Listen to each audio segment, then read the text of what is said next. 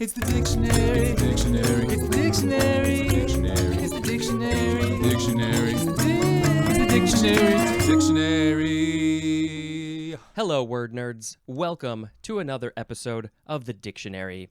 I am very, very pleased to have a guest on this episode. We have an animator, an artist, a Weird Al fan, a They Might Be Giants fan, probably a fan of a lot of other things. I don't know. Well, maybe we'll learn about that in this episode. We have today Josh Pilch. How you doing? I'm doing great. And no, I'm only a fan of two things. You got it. Nothing else. Nothing in the world makes me happy. Just those two things. That's right.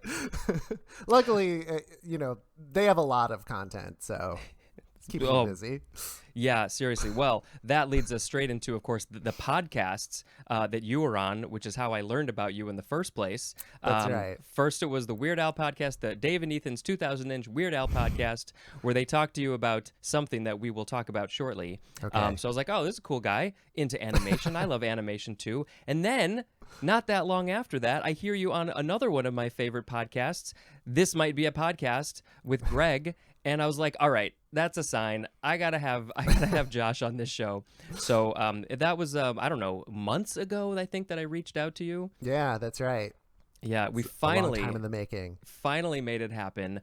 I am wearing a They Might Be Giants shirt today. I noticed that you've got your fingertips shirt. Yeah, a few people have been like, "What is that?" I'm like, Yeah. well, you gotta listen. If you don't know it, you got to hear it and look at the shirt at the same time. Yeah, you got to say, let me explain this one by one. Everything is catching on fire. Fingertips. Right.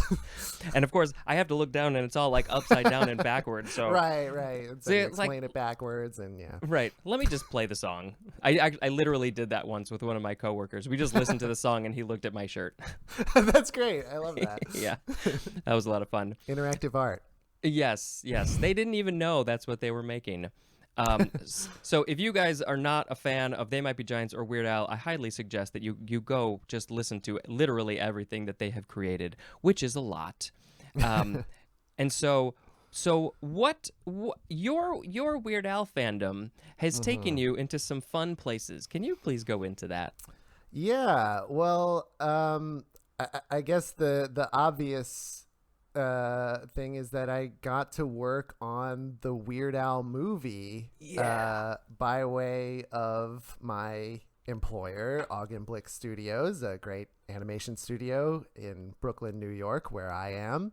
I got to direct an animated sequence in that movie. It's been out for a while. I think I could talk about it. It's a scene. Yeah.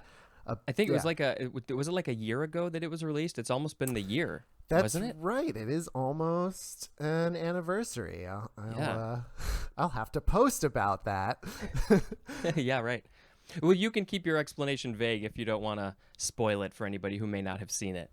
Well, if it's out a year, I can talk about it. I think That's true. That's the rule. But it's based on the song Amish Paradise. It's a whole animated segment in this fake autobiography of Weird Al, and it was like super exciting. I got to work on the movie of this person I've been massive fan for my entire life, basically. Yeah, I mean, same for me. Like, if I were in your position, if I had gotten into animation more than I already am, I would have absolutely, like, how can I be a part of this thing for somebody who I've been a fan of since I was literally like 5 years old? I think you're a little bit younger than me, but I'm assuming 5, is that a good age when you started? That's probably maybe a little bit older, because I remember. I feel like it was late elementary school was like the point where I couldn't figure out what music to listen to anymore. And it was my mom who got me Weird Al's In 3D album. It was like, I think this is going to work for you. And it was like this great thing to like bridge the gap between children's music and like, the wide world of, classic rock and everything. Because that was an older album too. So it like made me it was really funny, but it also made me go like, who's the Police? And what else is on that album? The Safety Dance. I gotta look up the Safety Dance. Right. Yeah, that's the fun thing about him is that he just jumps into like literally every genre. He'll either make an original or a parody out of it, and as we all know, they're fantastic musicians and they're able to just literally do anything. As I believe Dave and Ethan have also said, the same applies for me. Is that I knew Weird Al's versions of songs before I knew the real one. Same for you. Yes, absolutely. I know I knew King of Suede before King of Pain, and I'm trying to think if there definitely were others where like I maybe didn't even know they were a parody yet. Yeah, true. Yeah. I always wanted to make a mix or like a mixtape or a mix CD or a playlist at this point of the original version and then Weird Al's, and just literally every single one of his parodies. It's just the original and then his song, and you just hear them back to back. And somebody suggested years ago, I saw somebody suggest that Weird Al would be the best person to play the Super Bowl halftime show, because all of the people that he's parodied can come out and perform his version of songs with him. So you don't just get Weird Al, you get all these other people as well, and he would just do like a fantastic medley. Yeah, right. Yeah, that'd be incredible. I recently, I don't know when this happened, but I saw there's a video on YouTube of the Crash Test Dummies playing with Weird Al, playing his parody of their song. And like I don't know that I've seen any other band do that with him, but like they're just loving it so much. Like they're like so psyched that someone made their song funny.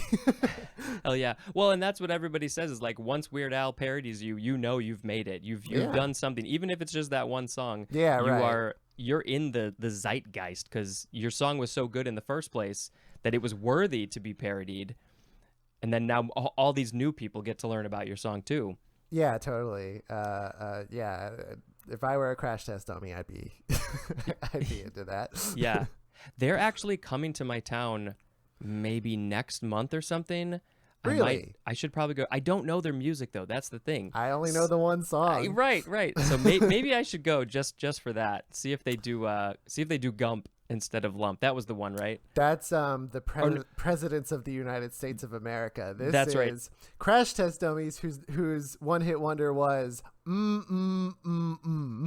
Right. Was it Headline News? Yes. It was one of those that was one of the ones that wasn't on an album, right? That's so right. I was like, yes. I didn't have a lot of knowledge about that song. Yes. Yeah, it was a weird one. Yeah, you had to get that weird long box album. Yeah, I definitely remember in 3D getting that long box CD. I have Right. a specific yeah. memory of going to the store to get that one for that album. So they might be giants. Right. One of the words that we're going to be talking about in this episode is related to your episode, I think, right? What was the song that you talked about on that podcast? I talked about the bee of the bird of the moth because, well, a lot of other songs were taken, but also because that song seeped into my brain in a way that made it so that when I saw a hummingbird moth in real life, I was able to identify what it was, even though I never knew it existed before. Just from the lyrics from a song. Yes, exactly. That's awesome. And that the album, if I'm not mistaken, is on The Else. That's the name of the album. Yeah. So one of our words today is else. Yes. And it's a very spoiler for weird the dictionary. Yeah. Oh, we have some good words in this episode. We I do. don't know. Yeah. It's gonna be fun. I love the whole concept of this podcast. It's such a funny idea to read the dictionary, and then at the same time, I'm like, yeah, I do want to know what all these words mean. Right? I feel like it's probably at least half of this book I've never even heard before. I mean, Yeah. most of the words in this one episode I've probably never even heard Yeah, I don't before. know a lot of these. There's one definition that also doesn't clarify it a ton for me. Yeah, thanks, dictionary. That's very helpful. Which dictionary is this again? It's just a dictionary. I haven't Just been a technically public about it just because Oh, it's I like see. I Oh, wanted right. to keep it more vague, but I I'm sure people can probably figure it out if they know their dictionaries. But it's probably like a decade old or so it's not the most up to date. I see. And there have been hundreds of new words added to dictionaries since then. So I see. So this one, right? Going back through the D's, you didn't cover dumpster fire. Yeah, I guess that hadn't really gotten into our culture. Was just added, 3 years ago, I think. Yeah. So it's like when I get to a word that's in the 2000s, I'm like, ooh, this is new and modern compared to all these other ones that I'm reading.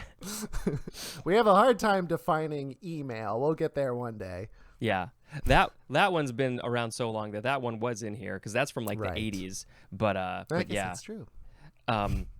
So I appreciate you saying that. That's sort of the whole concept was like, it would be funny if I read the dictionary, and then it turned out to be actually educational as well. Yeah. And weirdly soothing too, as I saw someone else say. It's like I think the earlier episodes I was much more like reading it straight, and now I'm like I think I need to add a little something else. So I try and be a little bit more excited about it. Not that I'm not excited about it, but I like add my own personal thoughts. So I hope it's fun for people, and that's the whole point. Fun for me. That's good. See, this is for you. I'm doing this for you.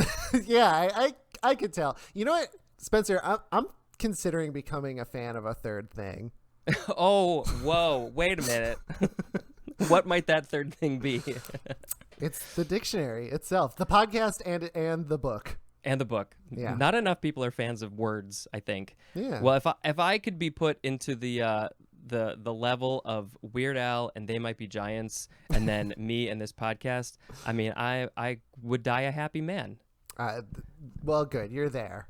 It's literally the only music I listened to for like the first half of my life was Weird Al, They Might Be Giants, and this band called Morphine, which is so different from those bands. Morphine's way different than Yeah, awesome. But I played the baritone sax, so my sax teacher turned me on to them. So that was the majority of what I listened to. And if you guys haven't heard of Morphine, you got to go check them out. So yeah, like these guys are just ingrained in my cells. Me too. That's funny you say that because I was being a little jokey there. I am a fan of more than those things. But hearing you say that, yeah, there definitely was a point where Weird Al was about all I listened to. And then They Might Be Giants went super deep as well. Like that is funny thinking about that now. I heard somebody, or I think maybe it was the comedian Will Hines. He was like, there's like a straight line between like Sesame Street to Weird Al to They Might Be Giants to Ween. And I just went to a Ween concert, so nice. You can see I followed a certain path. Yeah, you could probably track it like by age too. Right, At a certain exactly. age, you hit Weird Al, and then They Might Be Giants. That is very interesting. I'm familiar with Ween, but I think because I was so focused on these other bands, I didn't like branch out. Like I still don't know of so many bands. Like people are, I don't follow music like some people do. So like Ween is one of those that I got to get into. Sparks I started listening to recently. Right, yes. There's I've heard of the Mountain Goats. Like if you like They Might Be Yes, Giants, you that's like, true. That's a good one. All right, so there's a lot of music I got to listen to. Yeah, if you love words, you'll love the Mountain Goats. Yeah. He uses a lot of them. Have you ever seen that chart that like I think They Might Be Giants are the band that they have like the highest vocabulary in all bands or groups or something like that? They like use the more most unique variety words. of unique different words. That sounds correct. Yeah.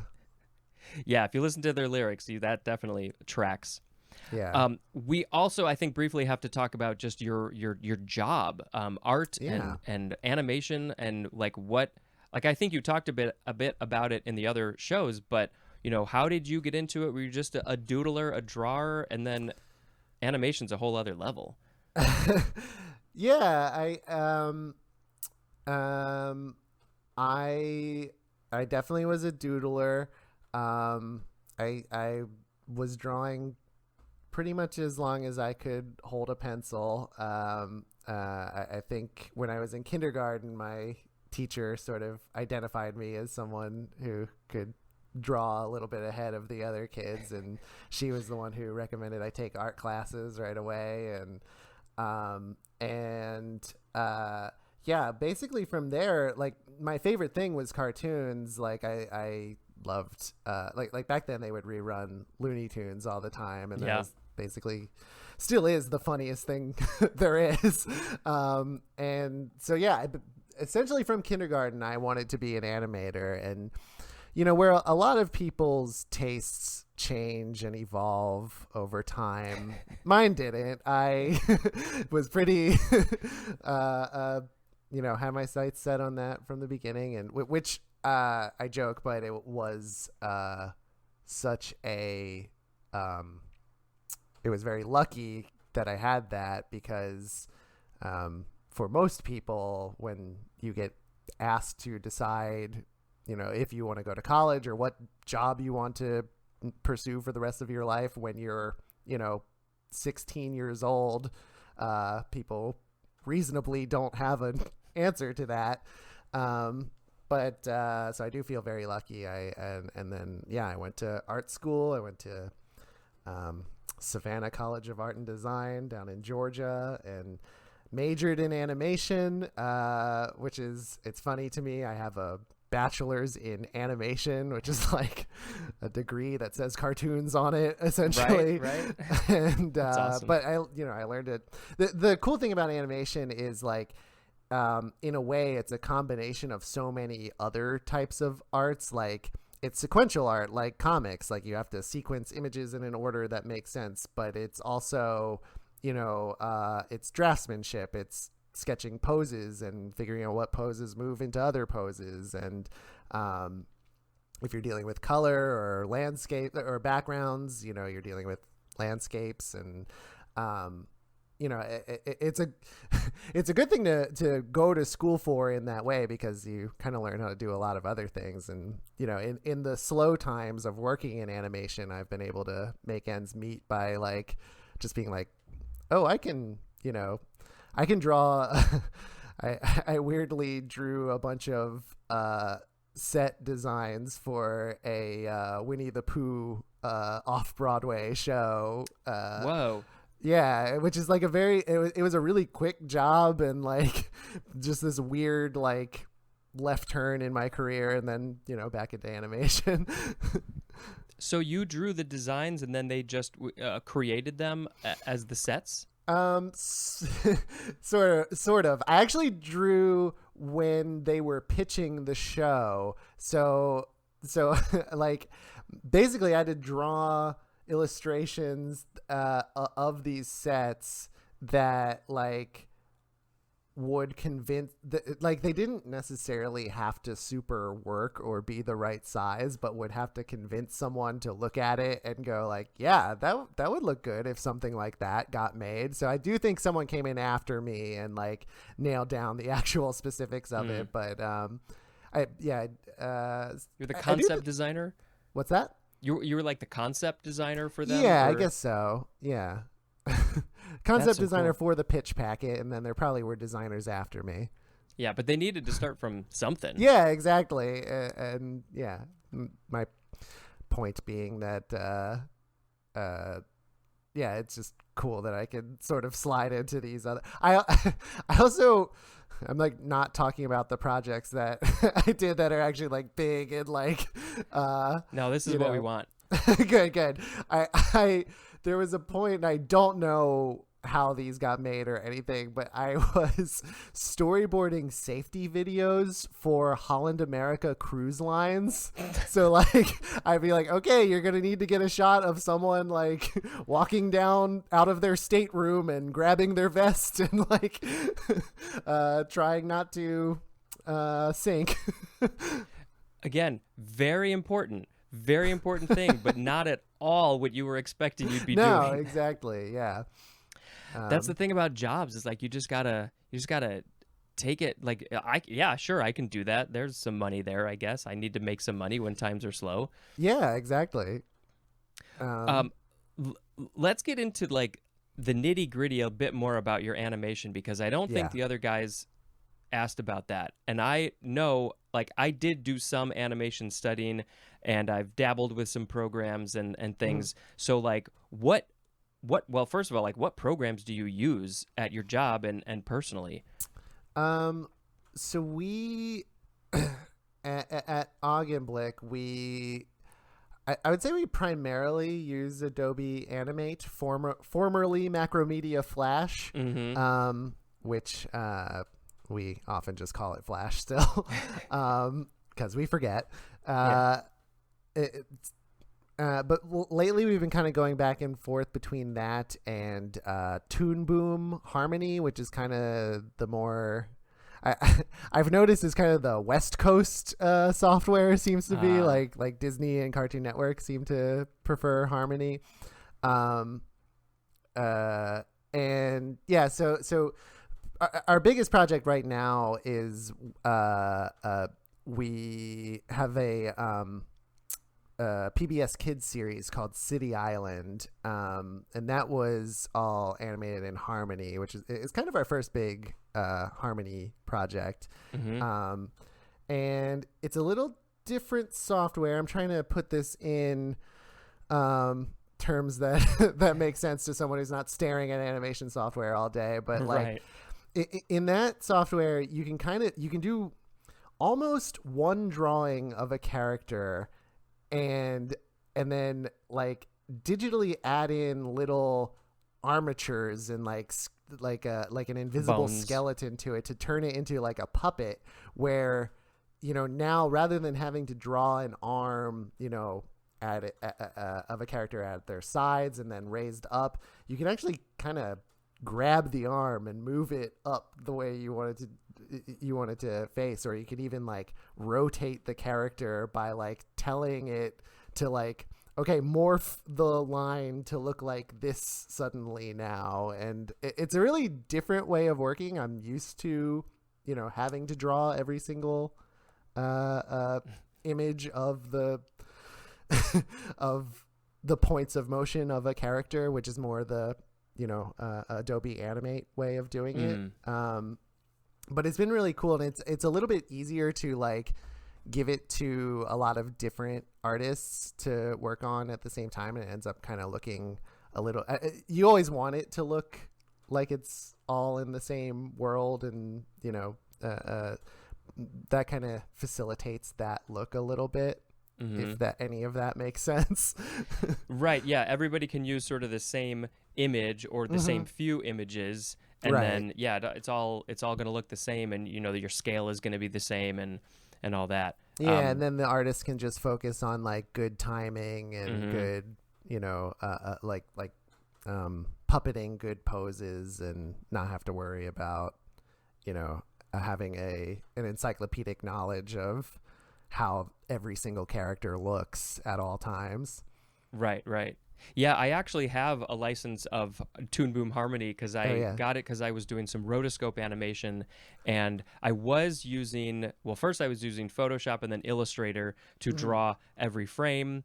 But then I learned about that one, and you can do some interpolation, but I still drew everything, but it was all in one program, so I didn't have to like have all these individual files that I would then lay out together. And so it was a much easier way to keep it all together. And then it's got onion skinning, which is where it shows you like half faded versions of frames before and after, which was pretty cool. And I like did not barely even scratch the surface of what that program can do. I was like, I just need it for this. Right. What I wanted was a program that does like have you seen like Waking Life, A Scanner Darkly, something like that? Yeah. So it's rotoscope, but you draw a pose here and you draw a pose here, and then it interpolates everything for you in between. That's what I wanted. I still want that, but I haven't been doing rotoscope animation for a long time, so it's not a priority. My shoulders and arm and everything got too hurty. Oh yeah. That's an unfortunate risk in the world of animation. Is you've got your when you're looking so closely at a tiny detail of a drawing and doing it over and over, you get some hurt wrists in this business. Wrist, elbow, shoulder, back, neck, eyes, everything. You got to do 20-20-20. Is that what it's called? Every 20 minutes, look 20 feet away for 20 seconds. Maybe. And I was also hearing just today a podcast about every 30 minutes walk for 5 minutes. and the benefit to your body is so big just for something that little. So I think I'm going to start trying to do that. Well, and while you're walking for 5 minutes, you can look 20 way feet. off in the distance. Yeah, way off in the distance. You can look Right. more than 20 feet away, depending on your vision. Right. Or what you got around you. Yeah, I stare at computer screens all day, so yeah, Same. I need to move and look away. Exactly. What else? I feel like there was another question. Yeah. I will say the Weird Al piece was done in Photoshop, which is a very limited animation software, but it did allow us to do, if you know the scene, it's like a pretty like realistic looking like sketchbook drawings, and like Photoshop is like, it was kind of the more robust drawing software for something that doesn't need to look like a cartoon with an inked line and like a single color fill. Like we were trying to make it look like a sketchbook come to life, and so that's the way we did it. It was a little tricky because like you're talking about onion skinning, where you can see the previous and following frames, and Photoshop's onion skinning is bad. Like we had to like kind of fake it and like all right, no. I guess I kind of just grab this drawing and like make it slightly transparent on my own so that I can see where this is going to, and like paste it into the one you're working on and then fake. Exactly. Not a fun way to work. No, that's how I animated the because like I animation directed the scene, but I didn't personally animate every shot, but I did animate. There's the scene of the young version of Weird Al's dad playing the accordion on the side of the road, and it's like a fair amount of drawings for the such a simple repeating move, but that was a tricky one to have to keep. Okay, now I need to see what goes in between this and what goes in between this. It was if that's such a repetitive one too, so you gotta like be very organized and like which frame you're working on and which one comes before and after, and right, exactly. Oh my god, just the effort that goes into animation is astounding to me, and I loved it. Like I studied a little bit stop motion animation, like that was same for you. I was like, I don't know what I want to do. I want to do music. I want to do animation. I want to do acting. I want to do all these things. Yeah. And then so I ended up focusing on first stop motion animation, and then I went into just sort of video film shooting and editing stuff. But the animation was always there, and so I learned about rotoscope and how to do that, and then I ended up going down that rabbit hole for a while. But like I love all of it, and like so I don't do it, like I don't follow it as much as you do or a lot of animation fans do, because it's not like the thing that I focus all my time on. But it's just I just love seeing like what people are doing. And I actually just last night rewatched 101 Dalmatians. Oh my god, which the best. People sleep on that movie, and it's so good. It's so good, and I hadn't seen it probably since I was like 5, because I didn't remember anything. And they were talking about, I was reading the trivia, and they used Xerox machines to repeat like all of the things that they had to, because it was like, there's no way we're going to be able to do this movie like under budget unless we have some shortcuts. Yeah. I love hearing about the shortcuts that people do. I mean, what's cool too in that movie, it is maybe my second favorite Disney movie after Alice in Wonderland. Oh, wow. But what's really cool in 101 Dalmatians is like I think they even completely bypassed the ink stage of it. Like a lot of times, most movies they would, you'd animate everything with a pencil so you can erase and all that, and, or even just leave it a little rough. And then someone would come back and do like a nice refined ink line.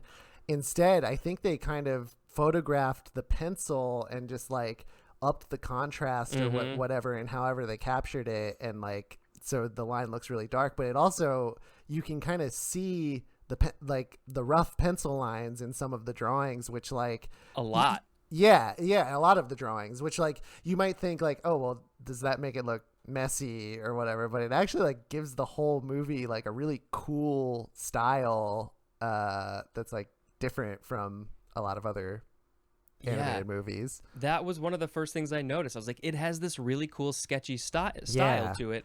And I think part of that was the Xerox thing, which they didn't go into the details. So what you said is skipping the pen thing. That now makes sense. And they said that I guess a number of their movies around that time had that. Yeah. Up until I think it was either The Great Mouse Detective or The Rescuers, one of those. And then Definitely they got a into mouse these like movie though. right, exactly. One of those mouse movies.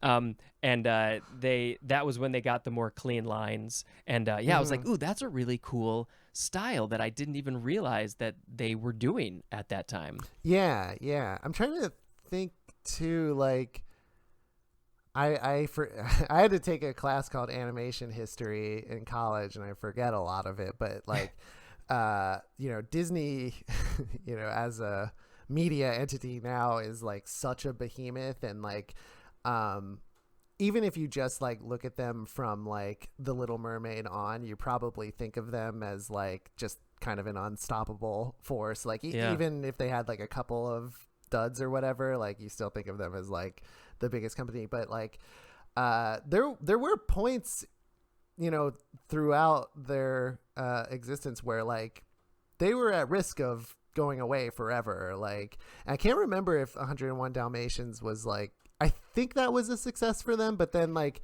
there's movies after that, I think like The Rescuers, and like certainly their least popular I think was The Black Cauldron, where like it was an unsure time for them. Like it's weird to think that they, like a lot of movie studios, could have completely gone under, and they were not so like, sure of themselves with any choice they made. Right. Well, they had to start somewhere and then grow to that Little Mermaid phase to get there.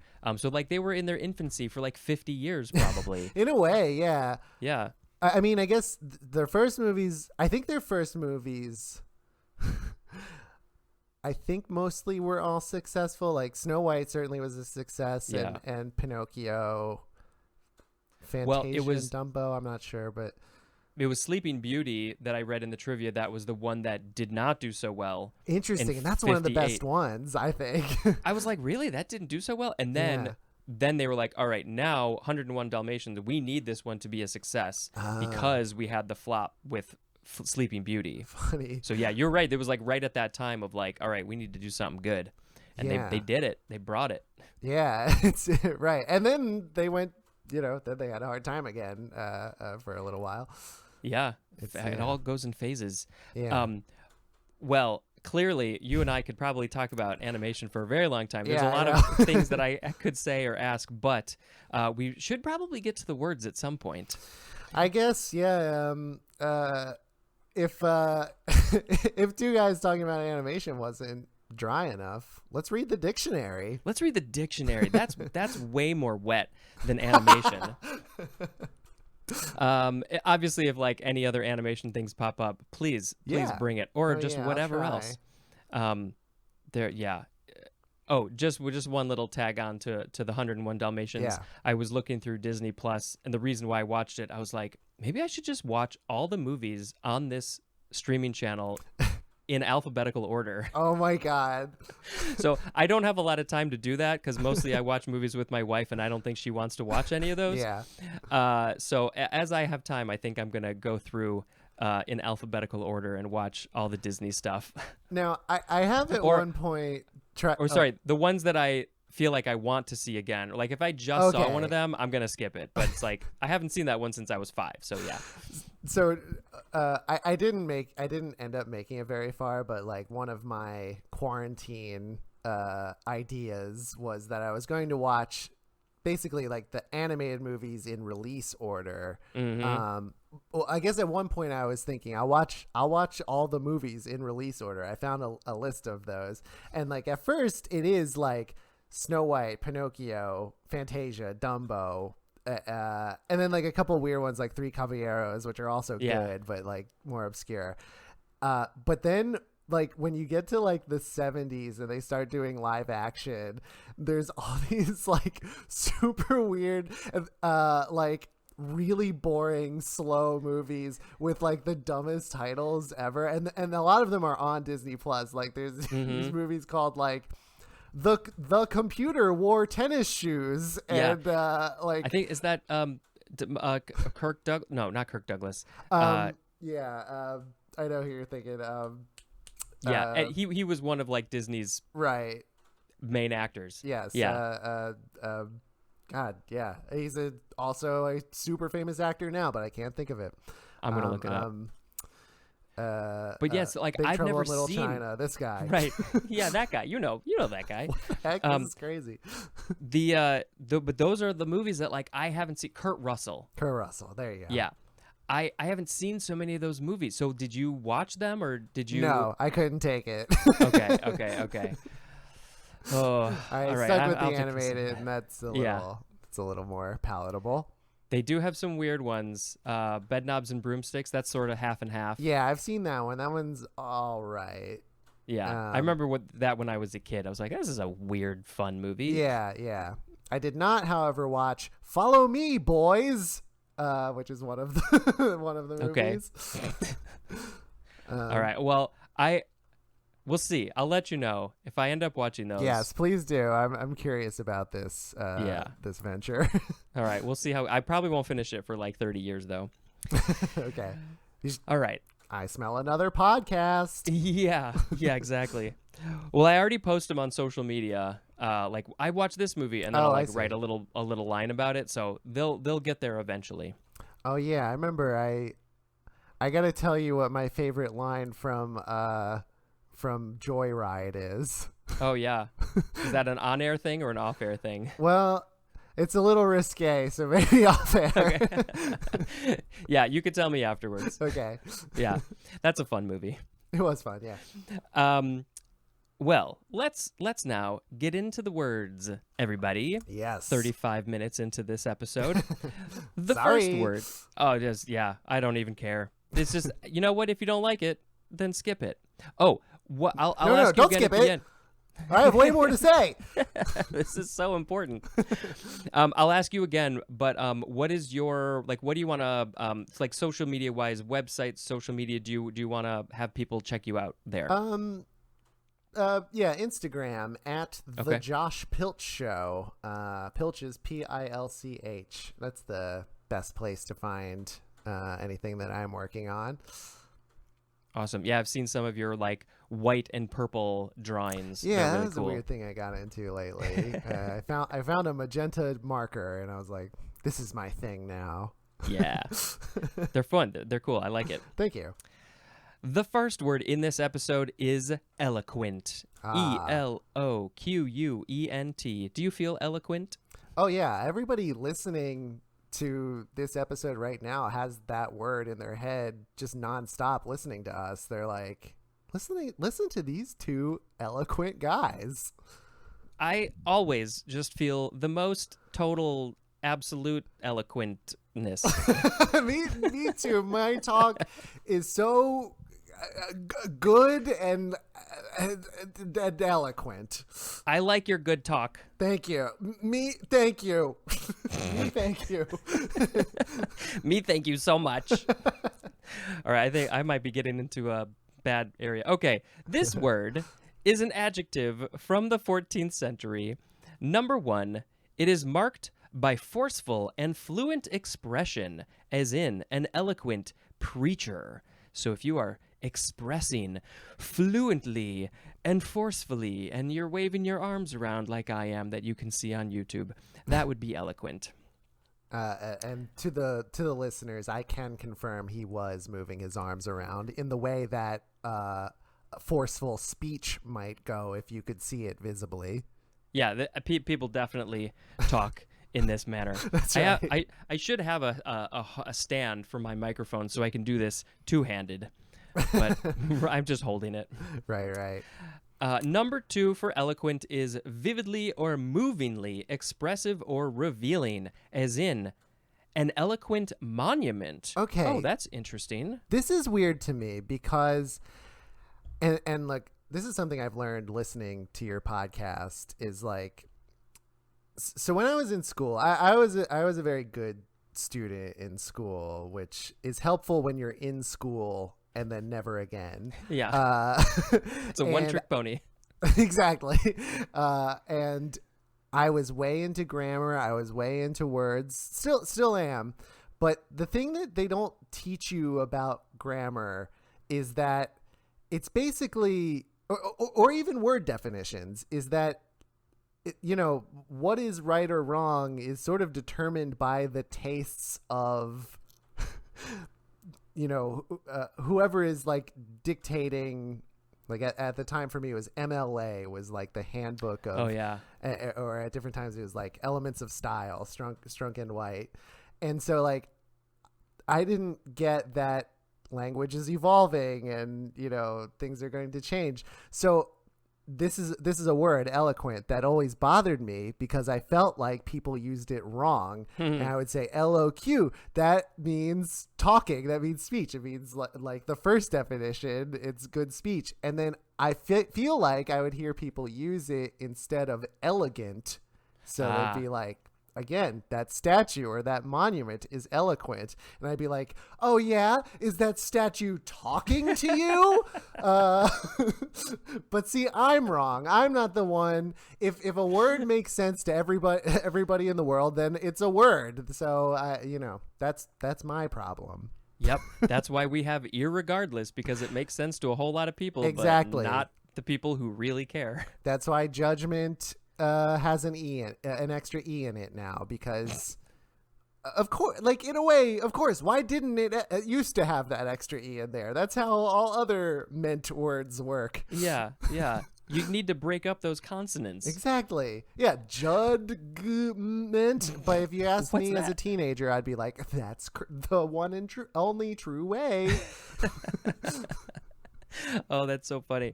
Oh, that's so opposite of me, because I was not a word guy, and I think that's partly why I'm doing this, because I don't know any of this stuff. I see. Interesting. Yeah. See, you're coming at it from a better attitude though than I was. Yeah, maybe less judgmental, it sounds like. Yeah. And how did you spell that? Right, exactly. In my head, I definitely did not put an E in the middle. Good. Yeah. But yeah, I don't know if I have ever heard people describe a monument or a statue as eloquent. Yeah. Because I didn't know that you could, because it's vividly or movingly expressive or revealing. So I guess if it just moves you in an artful way, it would be eloquent. That's interesting. I mean, it even says in this definition, LOQIE. To speak is the etymology. Oh yeah, let's talk about that. It's from the Latin verb eloqui, which means to speak out. Oh, I see. Right. From E plus loqui, which means to speak. So when you put the E in front of it, it becomes to speak out. Right. Which is why the number one definition makes a lot more sense. Yeah. But yeah, the number two, I don't know. It just I'm so curious as how it got into that definition. Yeah, I wonder if it is, what we're talking about, where just common usage, common misusage possibly took it in that direction. Maybe somebody meant to say elegant, and then they accidentally said eloquent. That's what I think. It just spread. That's exactly what I think happened. Oh, and so let's cross this out, and we'll send this back to the unnamed dictionary company, and they'll fix it for us. Eloquently is an adverb. Mm-hmm. Okay, I don't know how much you've listened to the show, but are you ready to make a sound effect? Oh, yeah, let's do this. So now, does it have to be an eloquent sound effect, or can I jump ahead a little? You jump ahead. Feel free. So I'm going to make a suggestion. What if we have an evolving sound effect that is inspired by that each time is inspired by a different track in the following words album? So okay. So let's see if I can. Here's my suggestion for the first track sound effect. It'll go like this.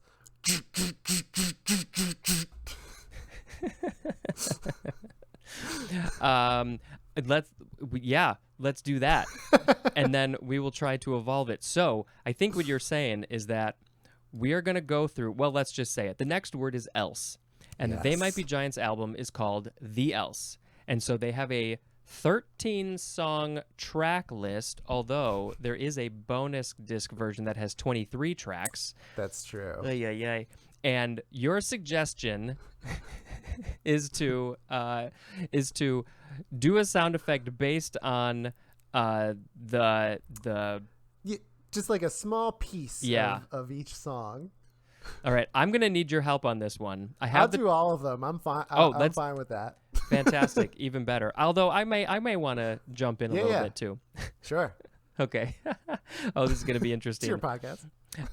Okay, so you already made the sound of. Oh wait, actually, can you just do it again, please, for me one Sure, more it time? goes like this. And which song is that for?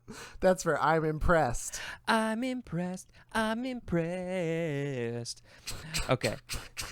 Oh, it's so That's good. how the guitar goes. It's super staccato. Yeah. Okay, the next word is else. First form. This is an adverb from before the 12th century. I'm really curious to know, and I don't know if there's like an interview that they've done, but why did they name this album The Else? I think it's a fantastic name. I do too. I was actually thinking about that today. I don't know the answer, but I do know that it was an album that came out after they had just done a bunch of kids albums. And I wonder if that was their way of saying, and now here's something else. Oh, that's, I could see that. We're now going in back to our other direction. I like that. Yeah. That does make sense. Well, Yeah. you know what? Now I don't even need to ask them because you told Yeah, me. because that's the truth now. Yeah, it's been recorded. Oh no. Yeah. This is the world we live in. Well, see, this is how words get into the dictionary, is that they're written True. down. And so, now we are creating history for the future people, and anything that we say is just truth because they won't know. This is what they will rely on when they're trying to learn about this time period. They need to watch and listen to this podcast and other things Right. like this to learn about what we were like and what we were doing and what words we were using and things. Yeah, and it will all be extremely clear. If future archivists and dictionary writers are using our modern media and social media to clarify the truth of things, I think they'll be in good hands. Oh yeah, they are set. They are set. At the very least, if they need to rewrite a dictionary, they can just transcribe what I say. Well, that's true. Actually, this should be their main focus, really. Yeah. Okay, 1A for else. In a different manner or place, or at a different time. As in, how else could he have acted? Also as in, here and nowhere else. Here and nowhere else. Nowhere else but here. So it couldn't be anywhere but right here, right now. Right here, right now. And how... Right, and that's an adverb. Yeah. Adverbs get weird, especially when they don't end in ly. I'm like, Yeah. that's an adverb? Okay. How else is an adverb? could he have acted? What other manner could he have acted? No other manner. No other way. That's the only way that he could have done things. I actually heard They Might Be Giants were considering as an alternate name for the album The Other Manner. Wait, is that true? No. Good. I was like, at first I was like, wait, he's telling a joke, and then I was like, well, wait, maybe not. I'm very gullible sometimes. It's a curse. I say things too believably. I do too, actually. I'm like, people get confused that I was joking. I'm like, that was clearly a joke, you idiot. Yes, I'm clearly joking right now. Can't you tell by the tone of my voice? The Other Manner. Yes, I think that would have been a good alternate title. Yeah. 1B. In an additional manner or place, or at an additional time. So the other one was in a different manner or different time, and this one is an additional manner or time. Right. As in the example, where else is gold found? Right. Oh, yeah. There's one place that gold is found. Where else might it be found? Why is that the example? Right? The most common time you're wondering an additional location of a thing is gold. Gold. That's where we're going. Gold. I I'm glad that I'm not the only one who questions these examples. Yeah. Because I've come across a lot that I'm like, really? That's where you went with that? Okay. Yeah. Although now that I say that, what is the better example? I have no clue. Where else can you find? Where great- else? Pizza. That is the main thing I'm looking for. That's I'm kind of where almost never looking for gold. Right. In fact, I don't know if I have ever looked for gold, but I have absolutely looked for pizza. 100%, almost daily. Yeah. For some reason, that's just where my brain goes. If I'm trying to come up with an example, it just goes to pizza. Maybe it's because I grew up with the Turtles, the Teenage Mutant Ninja Sure, Turtles. that makes sense. I don't know. Maybe it's because you grew up with pizza. It's the best. Well, that too. I mean, it does have all of your necessary food groups, I think. Good point. Yeah, dairy, vegetable for the sauce, grain for the crust. Yeah. You could put protein on there. Sure. And if you don't do the dairy, you do the dairy-free cheese or whatever you want. Mm-hmm. Yeah. It's got everything. Well, it's actually really good for you, is what we've just learned. Right. You're healthier. Best food for you. Yeah. You're healthier if you eat pizza That's than right. if you're not eating pizza. That's what I've always told people. Mm-hmm. Okay, number 2 for else. The definition is just if not. And the synonym is otherwise, as in leave, or else you'll be sorry. Now that's a good example. Yeah, leave. Where did it go? Leave or else you'll be sorry. Oh, okay, so if we replaced it with the definition, leave, Right. or if not, you'll be sorry. Not as forceful. So good thing we have the word else. Yeah. This is If not. if you don't leave. It sounds very old, an old way to say that. Yeah, you're right. This is used absolutely to express a threat, as in, do what I tell you, or else. Ooh.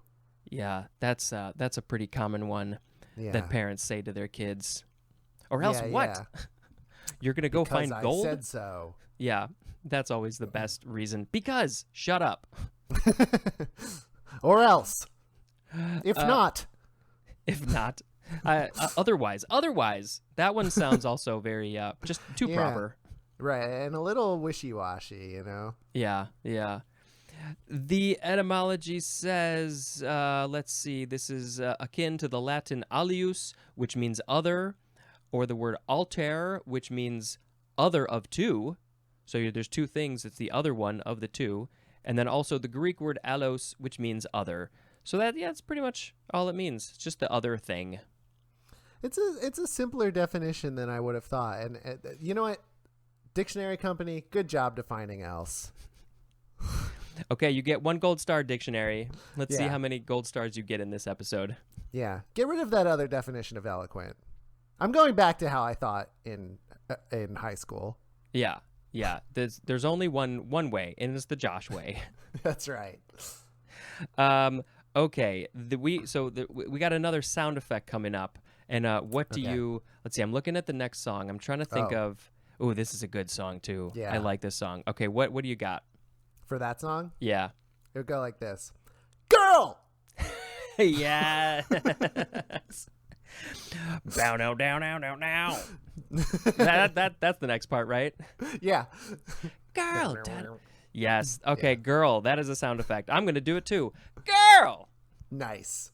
The second form of else is an adjective from before the 12th century. You know, I think this sound effect idea was really the best thing I could have ever come up with. Hey, wait a minute. No, just the idea in general. And then people Oh, like you. I see. Yes. Yeah, you come up with the things. Like a Chris Michaud came on a while back, and he his sound effect I think was just no. I was like, yep, okay, cool. So the definition for this second form of else is just other. That's the synonym other, but we have a couple sub-definitions. A, being different in identity, as in it must have been somebody else Okay. who murdered the butler. It must have been somebody else. That's a very matter-of-fact way to exonerate someone. Yeah. It must have been Yeah, somebody someone else. else. Yeah. B is Being in addition, as in, what else did he say when you accused him of murdering the butler? Well, he said, "No, I didn't." That was not me. So this one is an adjective, and I, again, like the adverb, I don't really know. If somebody said what form of the word else is this in this sentence, I would not have been able to tell you.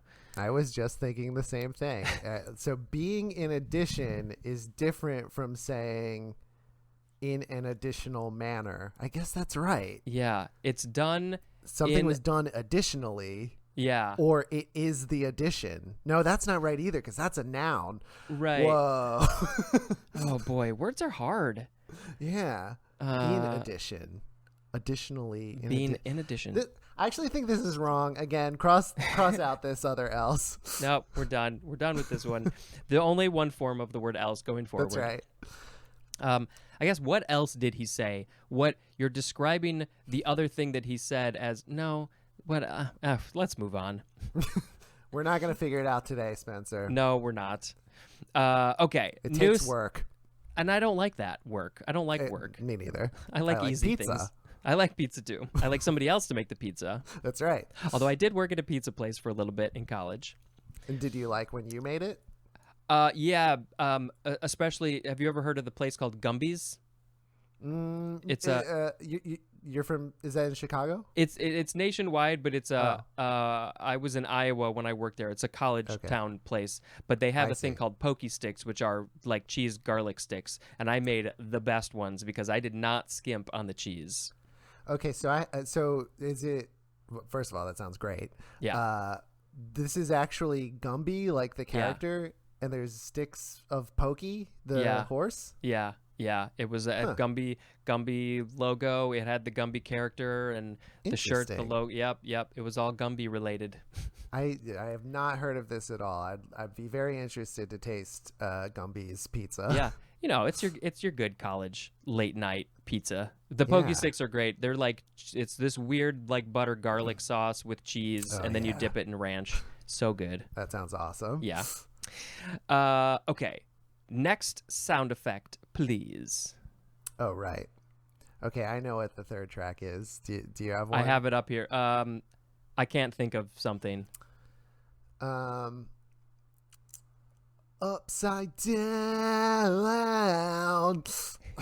Nice. And so, I guess maybe should I say the names of the songs? The first one we said was I'm Impressed. The second one is called Take Out the Trash. Girl, take out the trash. And then Upside Down Frown is this one. So was Upside Down. Something like that. Yeah. The next word is elsewhere. Adverb from before the 12th century. This is in or to another place. As in, I took my business elsewhere. And you didn't read the stage directions in the dictionary, but it's told Spencer to deliver it in that way. It said sassily. Yes, sassily, another fantastic adverb. We'll get to that. You'll get someday. to that eventually. Yeah, exactly. I do like that word. Yes, you got to say it. And I don't like to read the stage directions because that's for me. That's for the actor. Right, that makes sense. Not for the audience. Yeah, I'm always surprised when I'm reading the dictionary and it has an aside. Yeah, I don't know why I'm not supposed to tell the people I'm directly talking to what the definition is. Yeah, it's just for you're not supposed to read those. In fact, they're supposed to just be felt by osmosis somehow. Right, or you're saying it directly to an audience, which in your case happens. Yeah, it does. When you're reading the dictionary. Maybe someday a live audience. Ooh, that'd be fun. Live dictionary. Yeah, Count it'd be me in. Really fun. This is one of the 3 things I'm a fan of. By the end of this episode, we're gonna have you be a fan of a fourth thing. I don't know what it is yet. I don't know. We're gonna find it. We'll see, but I don't know. This word is from the Middle English elsewhere, spelled ELLESWHER. So it's not totally dissimilar from this word, but it's from the Old English elsewhere, which is spelled even stranger than what we Yeah. current people think. It's just else and where. That's all it is. Yeah, the Old English accidentally put the A and the E all together for They some smushed reason. them. They smushed them by Yeah. accident. It took until the middle to get those apart, and then Yeah. Oops. Blended vowels. that's my favorite cereal. Yeah, right. That's exactly where my brain was going to. Oops, all berries. Oops, blended vowels. Oops, blended vowels. Captain Crunch, blended vowels. Oh no, Captain. What happened? How My did you blend those vowels? vowels? Oh man, that cereal is like the sharpest. It cuts your mouth. Everybody says this, and I wonder if this is like a rare version of the cilantro thing, because I feel like Oh. I'm the only one on the planet that can just happily eat Captain Crunch. Well, that's because you put it in your milk and then you just let it soak for an hour, right? Yeah, well, I pour the cereal, pour the milk. I go out, Take do a some shower. errands, take a shower. Yeah, come back till it's nice and soupy. That's why your Cap'n Crunch is not sharp and crusty. And that was good pronunciation. I realized I said Captain Crunch. Who's that? I did too. Which that ties into another They Might Be Giants song. I'm the Cap'n. That's true. Yeah. It's on this album. Although that song, weirdly, Oh, yeah. is called The Cap'em. Yeah. Right. Something I've always wondered about and think Yeah. is very funny. It's But very is that strange. short for Captum? Captain. What happened there? I don't know. All right, we're gonna dig into that later, maybe. Yeah. It's now time for another sound effect. Okay. And I'm doing this by memory. I think I know what track 4 is too. Should I tell you, or do you want to? You tell me what you think it is. I think it is Climbing the Walls. It is. Man, this is You're so good. well, that's why I'm a fan of it. Okay, what's the sound effect from that? I kind of just keep doing the like name that tune version of like the first millisecond of the song. Yeah. So that See, would that's the be- problem. My brain can't do that. Like it doesn't. Like once I hear it, then I know it. But I'm also Right. terrible with lyrics. But I'm good with music. But yeah, I'm I trying to like see. think of how it goes. But I've never been good at that. Oh, yeah. Climbing the walls. Da da da da da da da da da da da da da da da da. I think that's how that one That's goes. wearing a raincoat. Oh, god damn it. That's interesting. You're right. Climbing the walls wearing a raincoat. That'd be So this hard to one do. would be I can't talk. Oh yeah. I can't talk. That's good. I Da gotta da da go. da da da da. Climbing the walls. Yes. Nice. You found it. Okay, the next word is eluent. E-L-U-A-N-T or Yeah. E-L-U-E-N-T. Noun from 1941. This is a solvent used in eluting. And I think that's all we have to say. Let's move on. Everybody knows what that is. Obviously. Yeah, there's literally not much else to say, but we are going to get to that word elute later. So let's just hang on. Yeah, we do. Okay. We'll get there. I didn't connect that before. When I read this the first time, I was like, that is not enough information for me. Nope. An eluate, the washing's obtained by eluting. So you do the eluting, and then you get things that are washed that are the eluents. Does that sound right? Those are wait. So I think you elute sorry. elute something with an eluent. Yeah, sorry. and the I actually result, skipped ahead. Okay. The solvent Oh. used in eluting. Yes. Okay. When you are eluting, thank you for bringing me back. Yeah, And yeah. No yes, the problem. thing that you are using in the eluting is the eluent. Yeah, I'm which- a bit of an eluding head, so I want to get this right. Eluding head. That's the fourth thing you're a fan of. There we go. We found it. I thought it was going to take a longer time. Nope. All right. No. What's number 5? Maybe it's the next song on the else track listing, which is Careful what you pack. yes. This is. I shouldn't know this though. Like it's sort of impressive, but like The track I should listing? Yeah. remember important things. Oh, no. Our brains are filled with unimportant things. That's probably true. You have to accept it. So this sound effect would be dong dong dong dong dong. I really, really hope that people now go listen to this album. I think I'm making it sound really good. Oh, it sounds better than the album. Maybe they don't need to go listen to the album after hearing this. The next word is eluate or eluate. It is spelled E-L-U-A-T-E, noun from 1932. And this is the definition that I went back to. I screwed it up. This is the washings obtained by eluding. So you are using an eluent while you're eluding, and then you get eluates. Right. And anytime I'm eluding, I want to get lots and lots of eluates. Oh, you got it. That shows how good of an eluder you are. Yeah. It's a status symbol. I'm an eluder. I'm a computer. I'm a midnight scooter. Just scooting at midnight. Let's see. Another sound effect. We're getting through these fast because they're short. There's a lot of words here. Yeah, there are. Well, I think we're at the Capum. Yes, we are at the Capum. Okay. I also have been very confused about this title. I love this song. It is a good.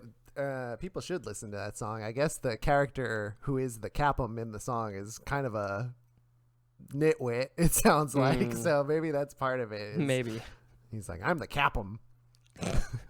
So the sound effect would be. What's the interesting part? You got something? Or, no, not yet. So, I guess it would just be "Look me over." This makes it sound like this is if Blink-182 did "They Might Be Giants" is my version of it. Yeah. Look me over. Yeah, that's good. I was gonna listen to a little bit to see if I could get inspired. Yeah, go for it. I wanna. Mine wasn't good.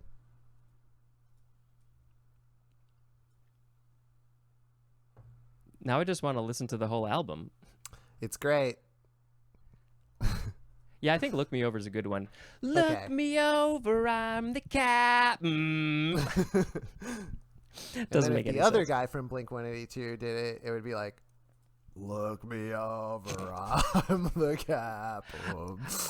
I don't know Blink-182 enough, but I believe that was the inspiration for Greg's podcast, because somebody was doing a song-by-song podcast of Blink-182. Really? And he was like, I got to do one for They Might Be Giants, if I remember correctly. That's interesting. I've also listened to a song-by-song Bare Naked Ladies podcast. I've heard about that one. Yeah. Yes. Oh yeah, I think he might have actually been on Greg's podcast. Now that I think about it, yeah, feels like there'd be a lot of crossover there. Yeah, for sure. The next word is elucidate, verb from circa 1568. This is to make lucid, especially by explanation or analysis. This is the transitive verb definition.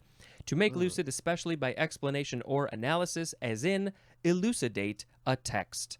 Well, this podcast is elucidating the dictionary because I am making it lucid and I'm explaining things, and sometimes we analyze things. That's that.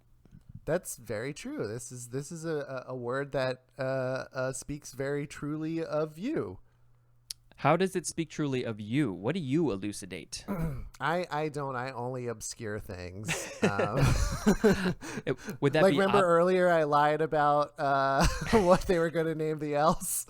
Oh, yes. I remember that very clearly. I'm going to hold a grudge. It was that memory was elucidated for you. Yes, you just elucidated that memory. All right, so I did elucidate something. There you go. But in general, you like to obfuscate. Yes. Oh, yeah. That's a good word. That is a good word. Okay, so the intransitive verb definition is to give a clarifying explanation. Well, yeah, again, like if I know a word in here, if I think the definition was described maybe in a weird way and I think people might not know about it, I'm definitely going to try to elucidate that. Right. Like if a definition puts a little bit too much emphasis on where you're going to find gold, that's your Right. job to come in and say, okay, but also. Right. Don't only think about gold when you're Yeah. thinking about where else things might be found. Yeah. Here. The synonym is the word explain. So my vocabulary is not very big, and so I would say I explain things. My brain does not think of to say I elucidate things. It Right. sounds much better. It sounds fancier, but I'm like, no, I'm good with the word explain. So going forward, if you're telling someone about your podcast, you got to work in the word elucidate. I do. So I read the dictionary and then I elucidate it. And they'll be like, whoa, that's awesome. I do some I'm going to subscribe to your Patreon. Yeah. Or at the very least, subscribe to my YouTube channel. Whatever you prefer. Please and thank you. So when I'm doing this, I am doing elucidation, which is a noun, and I'm being very elucidative, which is an adjective, and I am an elucidator, which is a noun. Yeah, you're a serial elucidator. Serial elucidator. Can't tie this guy down to explaining one thing. No, I can't help. I just have to explain everything. That's right. Especially Cap'em Crunch. I am a serial elucidator. Cap'em Crunch. Oops. What was it? I don't even remember. Smushed together vowels. All vowels. Yeah, smushed vowels. Elucidate. This is from the Latin verb elucidare, which is from the e prefix plus lucidus, which means lucid. So yeah, it's all about making the thing lucid. Lucidus is funny. Lucidus, yes, that is. That could go in a whole other direction. I won't go there. Yeah. Lucidus. Well, in the Midwest, they put the cheese inside a hamburger, and that's a juice lucidus. Juice lucidus. A juicy lucidus. Yeah. Because we're in October, my wife and I have been listening to a lot of it's horror season, Halloween, Right. all that stuff, and so we've been listening to like vintage Halloween songs from like the 50s and the 60s, and there's one song, I think it's called Dracula's Deuce. And the way the guy says it is one of the funniest things I have ever heard. He says something Dracula's Deuce. And it just gets me every time. You got to look this song up. That sounds incredible. Have you listened to the theme from the Blob? No, like the literal song, the theme from the movie The Blob? Yes. No, I have not. Okay, this is incredible, and the first time I heard it, I thought it was like a Dr. Demento. Like years later, someone decided to make like a fun song about the Blob. But this is the song that plays over the opening credits of the Blob. So it is your first impression of this horror movie, The Blob, and it's this swinging saxophone, and the lyrics are like, "Beware of the blob, it creeps and leaps and slides and glides across the room." Which, by the way, no, it doesn't. It doesn't leap. No. It barely moves at all. Yeah. I've never seen the movie, but it's been on my list for a long time, and I know enough to know that it just goes... Yeah.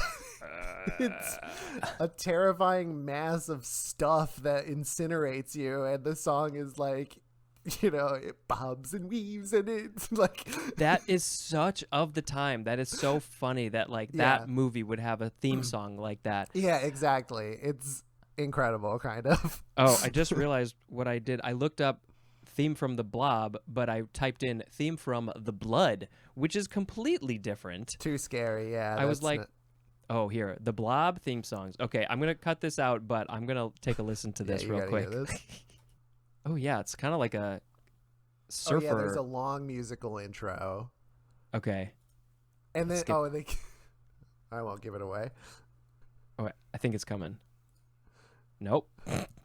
Jesus, it's not even 2 minutes. And it still hasn't gotten to the words. Oh, here. Beware of the blob, it leaps, it creeps. And then they do the literal Yeah. the mouth. Oh my God. I don't think the Blob does that either. No. Oh, that must have been so much fun when they made that song. There's a great Wikipedia about it too, where like the guy who made it is like mad about the rights to that song, which like in a way it's like, yeah, you made it, you should be, but also like that song is the hill you're gonna die on. Yeah, really. Oh, I have got to see this movie though. It's I know, such a classic. me too. Yeah, or I mean, I should watch it in order. I have seen seen the beginning and then a little, or I've seen the opening credits and then a little of the beginning and then I stopped, but I want to watch the rest. One of these days we'll watch, and I hope they bring the song back at the end. They must. Oh yeah, I hope the Blob sings it itself. Beware of me, I creep and leave. Pop. Okay, where were we? I think yes. I think it might be time for another sound effect, in fact. Well, you know, in honor of what is that going to be in the podcast what we just talked about? Maybe. Because maybe we break our just for this one, we break our track record, and now the sound effect's got to be this. Yeah. Oh, fuck. That was like the deepest, most reverberating. What do you even call that? The lollipop pop. Mouth pop. Yeah. There we nice.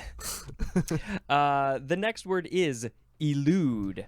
This Elude. is a transitive verb from 1667. Number 1, to avoid adroitly, and the synonym is evade.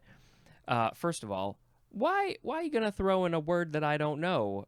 Dictionary. Like, let's keep the definitions to like a 10-year-old level, possibly. But Spencer, you already did the A's. You do know what that means. I know. You'd think so. You would think I would remember everything that I did. I think you'd remember every single word of the dictionary, yes. Yeah. To avoid adroitly. Well, I think that basically just means like very well, right? I like think you're quickly right, yeah. And, yeah. To avoid evade. Yeah, that's right. As in, a couple examples, the mice eluded the traps. I think the word elude is more common than the word adroitly. I do too, yeah. The mice eluded the traps also is in managed to elude capture. Last night when I was watching the Dalmatians movie, the Dalmatians eluded capture somehow. Many times they eluded capture. True. And even when they did not elude capture, they eluded staying where they had been captured to. Yes. They got captured and then they eluded, then they tried to escape and then they did escape. But I was very nervous for the little those little rascals. I was especially worried for Rolly. The chubby one? Yeah, that's the best one. Yeah. He's always hungry, it rules. I think I just kind of relate to him. Yeah. I'm hungry. Yeah, that's right. It's genuinely such a cute line reading. I'm hungry. Yeah. Again, please. What else have you got for me to eat? Nice. Let's see. Number 2 for elude. To escape the perception, understanding, or grasp of. Most things that people say to me elude my understanding or my grasp of. As in, subtlety simply eludes them. Also as in, victory continued to elude us. We just can't get victory. Is that the difference between a transitive and intransitive verb? One is you're doing it to someone or something, and the other one is it's happening to you? Yes. But in this context, this looks like it's all transitive. So, but how? Let's see. To escape the So I guess if you're doing the eluding, then yes, you. So if you escape capture, you are eluding. But so then that's the whatever's the subject, I guess. Victory continued to elude us. Then the victory is doing the eluding. Oh, right. But then if you can be eluded, like something eluded you, I guess that would be the intransitive. Although there aren't any intransitive definitions here, so I don't know. Yeah. I'm just not gonna ever use this word. That's the easiest thing to do. Yeah. Number 3 is the number 4 definition for the word defy, as in it eludes explanation. It eludes elucidation. That's another way that we could say that. That would be a very weird sentence. So it eludes elucidation. Whoa, this guy's smart. He used the same word twice, basically. A synonym is the word escape. That's all it is. It's escaping. Oh, but the etymology says this is from the Latin eludere, which is from the e prefix plus ludere, which means to play. To play. That's interesting. Fun. But also, there's more at the word ludicrous. Oh. More at the word ludicrous. Yeah. Ludicrous feels more like playing. This is interesting. Yes. So maybe there's a centuries-old version of me who there's another version of elude that actually has to do with playing, but then people misused it and it became to defy or escape. And then middle English version of Josh Pilch is like, thou art using that wrongly. Yeah, that's literally probably how it happened. Thou art using the elude incorrectly. Well, that's like exactly what I wonder. Like, what happened? How did it go from that idea of to play to like are you to playing escaping? That's right. very different. Capture the flag? Are you playing what's that game? Who's it? The tag, yeah. right? You have to elude the people when you're playing. I don't know. That's so interesting. That's true. I eluded you when we were playing the game. Yeah, I that don't is know. what I used to say when I would play tag. Ha ha! I've eluded you. This 10-year-old Josh. Yeah, I eluded you, and the kids are like, "Who uses let's elude? not play with him anymore." Let's try to elude him." Wait a minute, you're not cool either. None of us are cool. Oh no, we're all using the word elude. Speaking of cool, what's the next song on the track listing? Okay, after the theme from the Blob is yeah. so after the Capum is but I don't Shadow Government? No. You're one off. Okay. It is With the Dark? Yeah. Yeah. So close. I'm trying to remember how this one goes now. This is What do you this got? is a fingertips-esque song with a lot of parts. It's funny because it's one of their longest songs at over 3 minutes. Whoa. Calm Yeah, down, right? Johns. Okay, so my suggested sound effect for this one would be bashes, crashes, smashes to pieces. Bashes, crashes, smashes to pieces. Yeah, that's a good one. That's a good point. Yeah, I was just starting to listen to the beginning of it, and it's this very like slow, chill, kind of like lo-fi thing, and then it does change. Yeah. With the dark. Okay, yeah, it's coming back to me now. The next word is elul. I guess that's how you say it. Or no, it'd be elul. Elul. Capital E-L-U-L. Elul. Noun from 1535. This is the 12th month of the civil year or the 6th month of the ecclesiastical year in the Jewish calendar. And it says to see the month table. Okay, where's that? It's in the M's. I see. Yeah. It's a Hebrew word, Elul. And I don't know my Jewish calendar months, so... But I've seen a few of these. They pop up, alphabetically, so... We're learning them gradually. I see. Yeah. So I'm not familiar either. The ecclesiastical year, it's the 6th month, but in the civil year, it's the 12th month. And I don't know what the difference is between the ecclesiastical year and the civil year. I just wish the ecclesiastical year would be a little more civil. Please, ecclesiastical. Can you just chill? Is this okay? I'm realizing I'm talking about a culture that I'm unfamiliar with. Oh no, those words, those words get used all over the place, so you're good.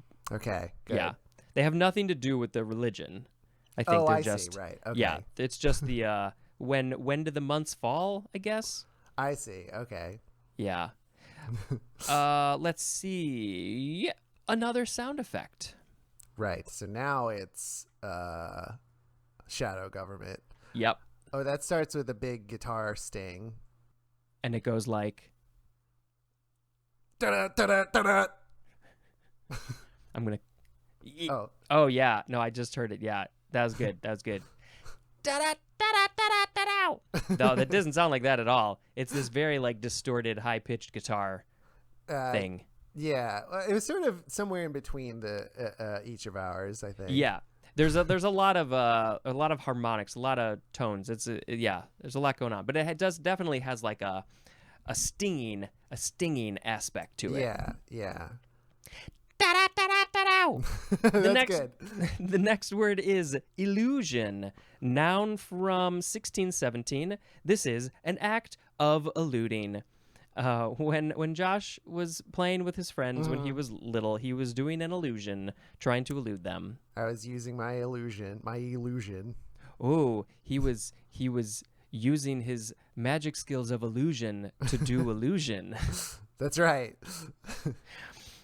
This is basically from a lower Latin word that means deception. That's what you're doing. That makes sense. Yeah. Well, finally, something makes sense. I've been waiting this whole page. Yeah. Anything else to say about illusion? What was the... So wait, the etymology for elude came from French? Oh no, that says Latin also. Yeah, to play. Well, that doesn't make any sense. If the etymology for illusion is a different etymology meaning deception. Something weird is going on. Yeah, I don't know. Yeah, why wouldn't it be the same? Yeah. Okay, you get back to me on that. This is our spotlight.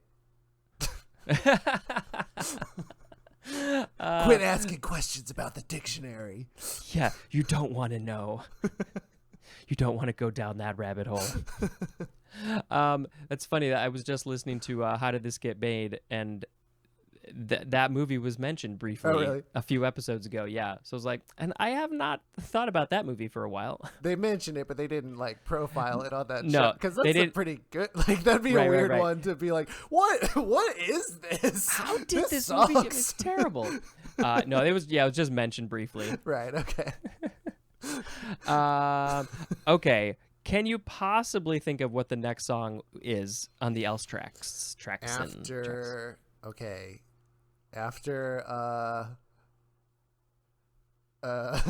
wait. Shadow Government was the last one. And then it's Bee of the Bird of the Moth. Yeah, it is. The reason that we're talking right now. Literally the only reason. Yeah, Spencer wouldn't give me the time of day until I brought up. I'd be like, Spencer, and he just pretend he didn't hear me. I sent a contract that said you must talk about this song at some point. So that song starts with the I forget what the instrument is called. I'll let you. Yeah, once I hear it. Yeah. The B, here we go.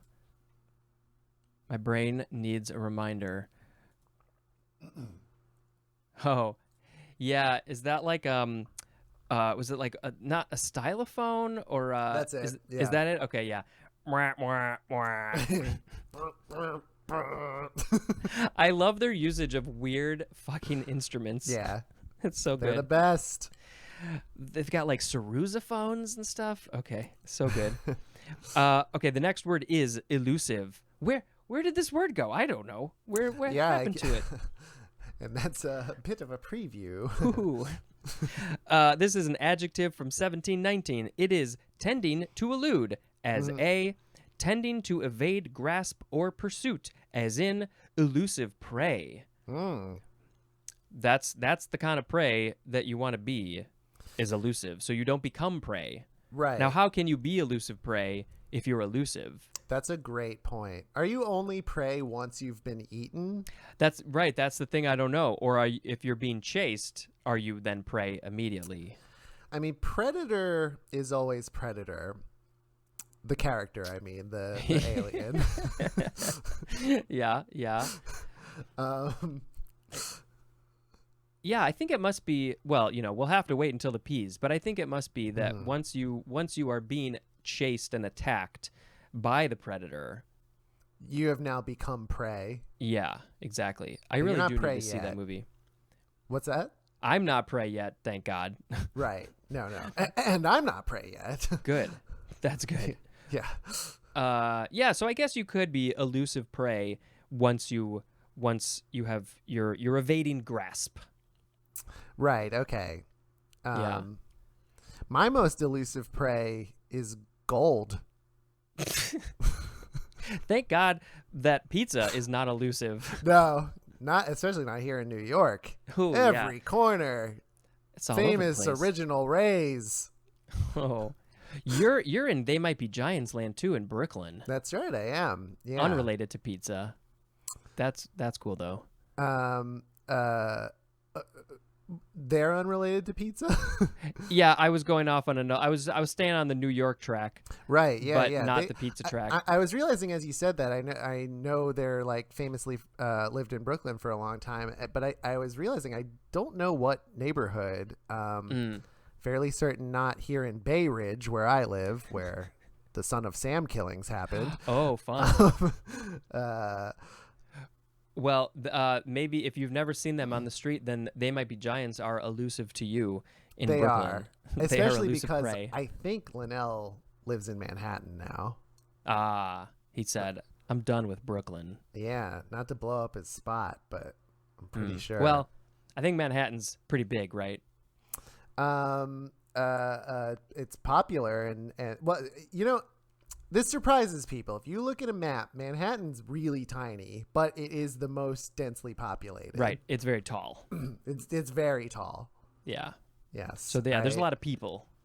If you're going to the movies in Manhattan, you expect maybe you're just going to walk through the door and go to some movie theaters. No, you're going to go up 1 million escalators. Oh no.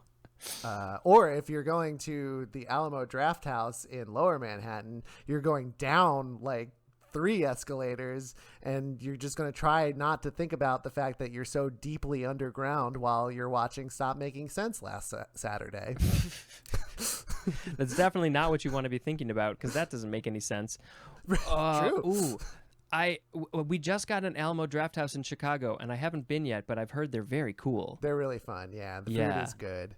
Yeah. And Stop Making Sense, that's another one I haven't seen, but it's the Music Box in Chicago just had it as well. They must be doing like a theater thing right now. Yeah, they just like remastered, like A24 remastered it, and Nice. it looks awesome. That's what it's one of my favorite movies, and it looked awesome. Is that the Talking Heads? Yes. Yeah. Yeah, that's a band that I think I would really like. That I You know would some love of their them, songs, yes. but yeah, haven't done the deep dive yet. Yeah.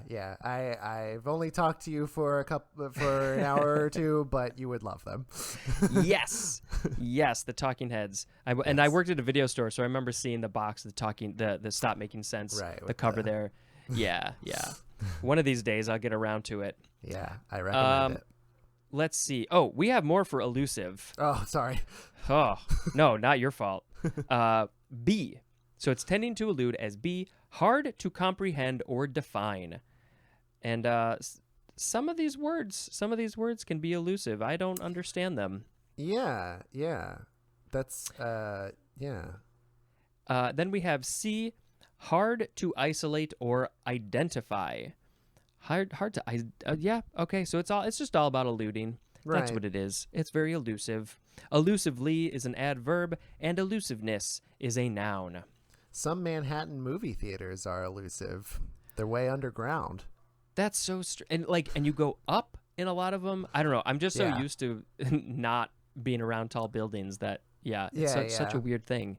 Yeah. I've talked often about if you're on like a Fandango app or something getting movie tickets, and then if you accidentally, like, you didn't look which theater you picked and you accidentally go to the one in Times Square, and then you're like, okay, I'm going to the movies, and you're like, oh no, I'm going to the most busy tourist filled part of Manhattan, and then you have to go way up and up to this AMC, and then you exit through a Dave and Buster. It's it's a hassle.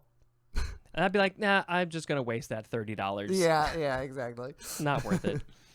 Okay, next, what's the next song on the track? Oh, right. After Bee of the Bird of the Moth is Feign Amnesia. No. Contra Coup? No. Is it Feign Amnesia? You were one off and now you're two off. You're getting worse. Oh my gosh. Well, if I want to be three off, the Mesopotamians? You are three off. So what am I missing here? Here, maybe I'll sing it. Yeah. Oh, withered hopes as us all made. Yeah. There we go. This is a fun way to do this. Yeah. The next word is elute with a T. This is a verb. Finally! We'll finally get to find out what it is. Oh yes, we had eluent and eluit and eluate. Okay, so here is elute. What have we been doing with this eluent all along to get all this eluate? We need to know what we're doing before we do the things. Okay, transitive verb from 1731. The synonym is the word extract. If you're extracting something, you're eluting it. But specifically, to remove absorbed material from an absorbent by means of a solvent, and that solvent would be called an eluent. And then you have eluates. After you have been doing all of this extracting, then you have eluents. Yeah! All the listeners are cheering. Yeah! Finally. We know now! Yes! Now let's all go eluding! Extract. So what are you doing? What do you that didn't really clarify that much. That didn't elucidate much. The act of eluding still eludes me. Oh boy. Absorbed material. So is it just like literally anything? Like your clothes, when you're washing your clothes, are you eluding? Well, let's say that the etymology is from the Latin verb eluere, which means to wash out, which is from E plus lavere, because the V's are the W's, lavere, which means to wash. So that's, I guess it's just washing. So literally, when I have to go wash my clothes tonight or tomorrow, I guess I will be eluding, unless there's some more specific thing that you're eluding. I have no idea. So eluate is clean clothes in that case? Yes. Yeah. And it feels like it takes 3 hours to fold my eluates after I use the eluent. Which is boy. Detergent. Yeah, right, exactly. Detergent is eluent. And why do we not use these words anymore? That's what I don't know. They're so easy to say. Yeah. So top of mind. I can totally keep track of all of them in my head. Elution is a noun, by the way. Right. That's what we've been doing this whole time. Yeah. You know what's fascinating is that I think your plan of this track listing thing is working out perfectly. Whoa, I think you're right. I think I'm right. And adding the Blob song. And right, exactly. That's what did it. Okay, what is the next track listing? Okay, it's I could say what's the next song. Right. So it's Contra Coup? Yeah. Okay. So that one starts like yeah, it's just like your pretty typical acoustic guitar, it sounds like. Yeah, it's true. Down, down, down, down, down. Yeah, I didn't do that right, but that's you did it right. The next word is elutriate. Yeah, elutriate. This is a transitive verb. Transitive verb from circa 1727. There's just a lot of information packed into this tiny little space. Yeah. It means to purify, separate, or remove by washing. And elutriation is a noun, and elutriator is a noun. So maybe our washing machines and dishwashers could be called elutriators. I see. Now, you would think that the etymology is the same as elute, but we do have a bit more, or something completely different. Okay, it's from the Latin verb elutriare, which means to put in a vat. Huh. Okay. Yeah. Also from the Greek elytron, which means reservoir, or literally a covering. So you put a thing in a thing and you cover it up and then you wash it. And that's elutriate. So a synonym for elutriate is elute. I think so. Even though it doesn't say that, does it? No, it doesn't. And why do we have both of those? And which one do we like better to purify, separate, or remove by washing? You know what? This kind of feels like, the problem with too many sequels, because we're reading this page and the whole time we're like building up to elute. And we're like, I can't wait to see elute. I can't wait to find out what it is. And then we get it and we're like, it means to wash. Yeah. Yeah. And then the dictionary's like, oh, you like that? Well, check out this word, elutriate. It's the same thing. And we're like, all right, but you already did elute. You built that up. You can't go so back let for down. more. Yeah. Although I do think I like the word elutriate better than elute. Yeah, you're right. Actually, cross out elute. Go back to all these other words. Eluent is now elutriant. Elutriant, yes. I think you need to make your own version where you just like cross out all the words you don't like or the definitions you don't like. And like, this is Josh's pared down dictionary. And then I will mail it to the dictionary makers. Yeah. Here, print up 1 million. Let's see. Okay, we got another song. What's the next song? So this would be feign amnesia. So that means the sound effect would go like this. It would go, now I know just what to do. I love that the sound effects are just like, they're just straight up sentences. Yeah. They're full sentences at this point. And one is right. Yeah, we got the range. Eventually it'll just be like the Odyssey. Oh, that's awesome. The true epic of sound effects. Exactly. The most epic of sound effects. Just the entire Odyssey. Okay, this word is alluviation, noun from 1899. This is probably one of the longest definitions in this whole episode. Yeah. It is the transportation of dissolved or suspended material within the soil by the movement of water when rainfall exceeds evaporation. Do you know your soil stuff? Yeah, I use this word every day. No, I don't know that much about soil, to be honest. The transportation of dissolved or suspended material within the soil by movement. So it's basically water. about like, the movement, the changing of the things in the soil, movement of water when there's so much rain, there's so much water that it can't evaporate. It exceeds evaporation. So it's like, oh, the water's in the soil, I guess, and then it moves stuff around, right? And it changes stuff. It seems like this is a word that would be most useful to Superman or someone who can see microscopic things happening in front of them, because otherwise, why am I outside in the rain with my friends and I'm like, oh yeah, there's some alluviation happening in there. I can tell that rain is moving particles through the soil. Yeah, either Superman or scientists, probably. Yeah, that probably is that's the more answer, yes. accurate answer, but I enjoy the fake answer equally. I just imagine Superman as a scientist using his X-ray vision to look into the soil. I mean, save a lot of time. Don't need expensive microscopes. Yeah, right? All scientists should be super people. All scientists are Superman. They are. ASAS. Alluvial is an adjective, and alluviated is also an adjective. And this word comes from, let's see, there's a lot of information that doesn't seem very helpful. It means of alluviation, but that's not. Oh, right. I don't. Yeah. Alluvial is very of alluviation. You have to admit that. Right. I can't deny that at all.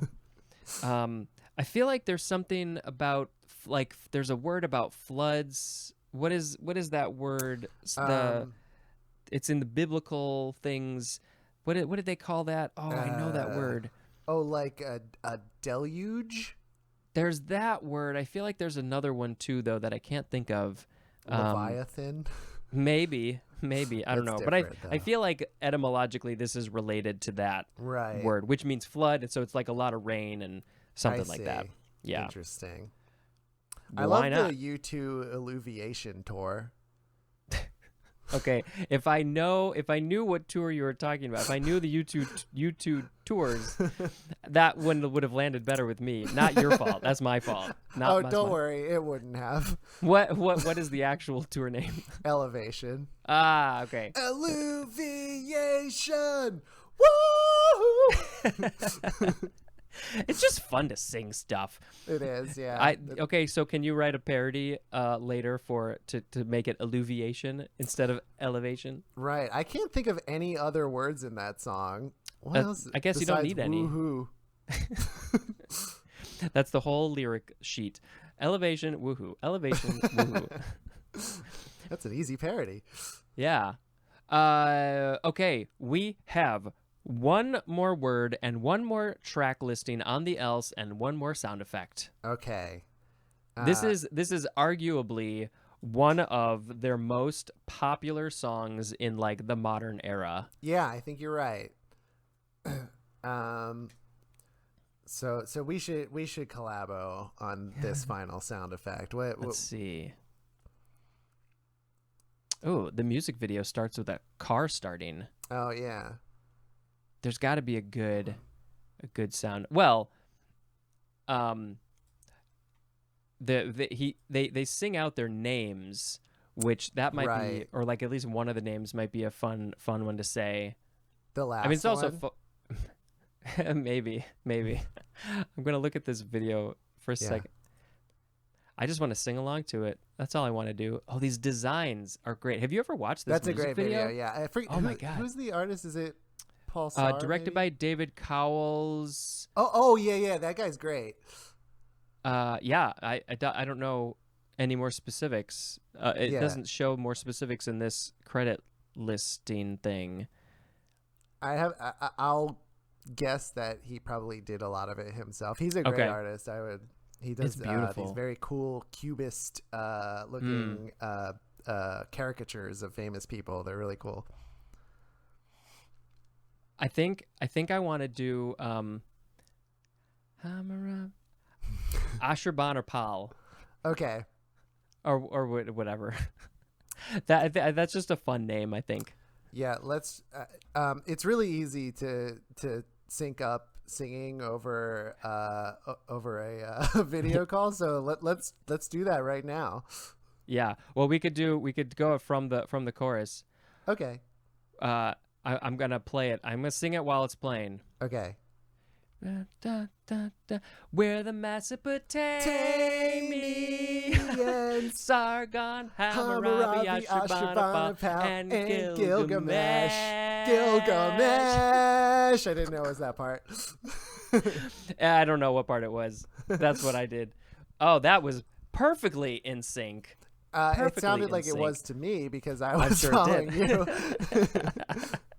Yeah, it was like just a half second off, just a little bit. Just promise me if you're editing this, do not slide them next to each other. Oh no, I'm gonna leave them out of sync. Hear it the way you heard it. Right. This has got to be from my point of view for sure.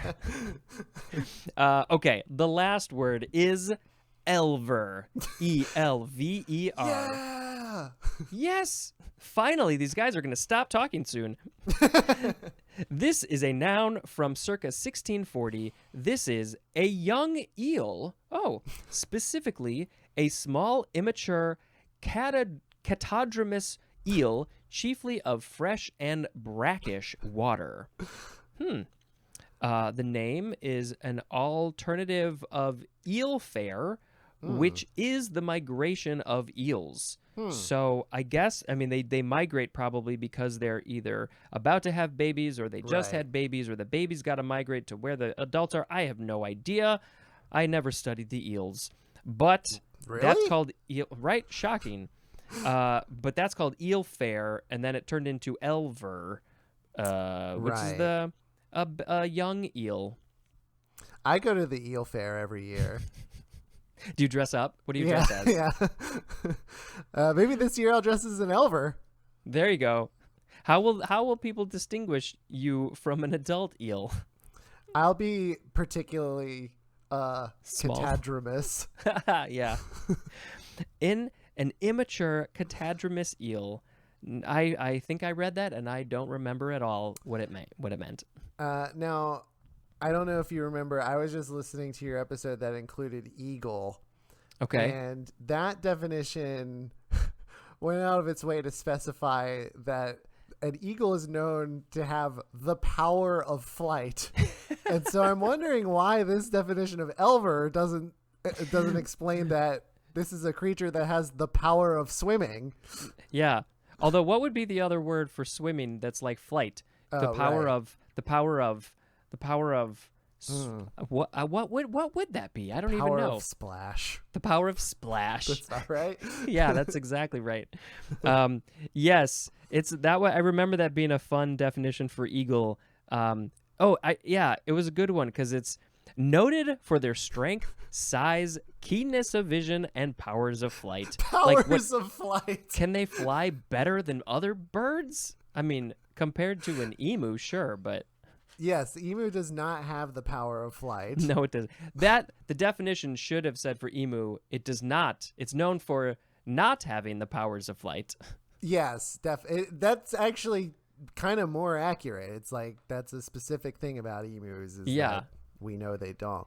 It did. I actually did just record that episode, and it did say that they cannot fly. But I wish it would have used the phrase "powers of flight" in there, and it does didn't. not harness the powers of flight. He has not gained that power. He has not reached that level yet. Yeah, it needs more EXP. Yeah, exactly. Okay. It's now time for me to reread the words, and then you get to pick a word of the episode. Okay. We had eloquent, else, elsewhere, eluent, eluate, elucidate, elude, elull, illusion, elusive, elute, elutriate or elutriate, illuviation, and elver. Wow. It's a hard job you got. Yeah, else is what brought me here. And then else is also on here. There's two of them. But boy, did I get into illusion during this. Oh boy. And yeah, elute. Yeah, exactly. I think else has to be the word of the episode. Yeah. We will shout out again the album from 2007, The Else by They Might Be Giants. Can you sing a song? Now there is no song called The Else on this album, but would you like to sing a song about the word else? So They Might Be Giants famously, probably their most famous album, Flood, actually has a theme song to the album Flood. So this will be the theme to The Else. Forevermore. So that would go like this. It would be like, why is the world in 2007? Why are we marching up to heaven? Why are the ocean levels different? Because it's 10 years later, it's a brand new record for 2007. They Might Be Giants' brand new album, The Else. And the crowd goes friggin' wild. That was amazing. That was that off the top of your head? It was. Nice. I took some improv classes. There you go. It's a requirement to be on this show. It's a yes, exactly. You made that very clear. That was part of the contract also. Right. Like, okay, so if I come up with that off the spot, you'll talk to me. That's why it took so long to get you on the show, because you had to take a couple of classes. Right. after you agreed to exactly. do this. Josh, have you taken any improv classes? No. Well, you have to take some improv classes before you can come on the show. We did it. We made it. Else is the word of the episode, and Yes. now I hope the next re-release. Let's see, in 4 years it will be the 20th anniversary of the Else. So maybe when they re-release it, they can put that at the beginning as the theme from the Else. It would be weird if they didn't. And they should also do their own cover version of the theme from the Blob. Right. Which would be pretty amazing. Wow. They could put that at the end. This is a very theme song heavy episode. Yes, it is. Yes, it is. Pluggy time. Where you already said it once, but where do you want people to go to have you on their podcast? You're just gonna make the rounds of all the podcasts. Yeah, well, right, because so I did the Weird Al podcast, and then people heard that, and they're like, well, he's probably a fan of They Might Be Giants, so I go on the They Might Be Giants podcast. You're like, else is a word, so I go on the Dictionary podcast. So I'm kind of hoping to just be a podcast guest from now on. So wouldn't that be a great job? It'd be awesome. It's kind of Paul F. Tompkins' job, right? Yeah, that's true. So if you want me on your podcast, legitimately, I do want to be on podcasts. My Instagram is at the Josh Pilch Show. Pilch is Pilch. I'd also say, please watch City Island on PBS Kids, especially if you have kids. But even if you don't, I think it's a delightful piece of animation. What's the age range typically that they say it's for? That's interesting. I keep getting different answers to that. Because it was kind of initially intended for younger, like sort of like 2 to 4, but then we found older kids also liked it, like up to 8 and 9 even. We're very happy to say that parents and older kids who watch it are not annoyed by it like some children's cartoons. That is key. Can I this probably won't come out before October 20th, right? Definitely not. Okay. Well, hope you all saw me at Union Hall doing a comedy and art show called Picture This. Oh, cool. What's that about? They do a show where artists and animators will draw on a screen behind stand-up comedians while they're talking. Ooh. And so we try to illustrate what they're talking about, and then they sort of interact with the drawings. It's pretty funny. That is so cool. I love that. There have been a number of things while doing this podcast that I like have like combine weird things of like based on the word or the definition or something, like, oh, that would be a funny image, but I don't have time to make it. And even if I did, it wouldn't be nearly as good as an actual artist could do. So Right. if you for some reason decide to keep on listening to the show and you come across any of those, I'd love to see what you sketch out in like 5 minutes. That sounds fun. Yeah, I will. I will keep that in mind. I feel like I need to design the box for Cap'em Crunch. Oops, smushed vowels. Yeah, there's in addition to the AE, I think there's an OE, I believe as well. Right. Yeah, there's a few of them out there, I think. And there's a TH, I think, too. Yeah, right. Oops, smushed vowels. That's a smush consonant. That's true. So maybe it should just be smushed letters. Oops, smushed letters. Yep. Oops. This serial is now about letters and also smushing them. Cap'em Crunch went in a weird direction. It did. Something happened in the early 2020s with Cap'em Crunch. Look me over. I'm the Cap'em Crunch. Josh, thank you so much for doing this. This was a blast. Yeah, thank you for having me. So much fun. all of our technical difficulties. We made it. I will Yes. splice this together, and no one will ever know, Good. except for the fact that I said something. No one will ever know that I keep just kicking my own wires and Well, you're very you're very eloquent with your talking in your arms. that's right. Yeah. Of course, everybody can follow this show on social media at dictionarypod. This video is up on the YouTube channel. I think you can go to at speedjampar and find it there, and then all of my other odd videos, including some animations as well. Like Bulbous Bouffant. Yeah, I forgot about that. As you said that, I was like, yes, everybody needs to see Spencer's Bulbous Bouffant animation. It is a whole lot of fun. I always have to clarify this with I did not do the audio. It's Yeah, from a right. it's I heard it from Dr. Demento, but it's Me a too. sketch comedy audio thing, and it's just so funny. And it's words. It's all about words and Right. silly words and how words are funny. So yeah, check that out. It's a blast. Yes, I endorse it wholeheartedly. That's one. Thank you everybody for listening and watching. This is the end of the episode. This has been Spencer dispensing information. Goodbye. And then the song.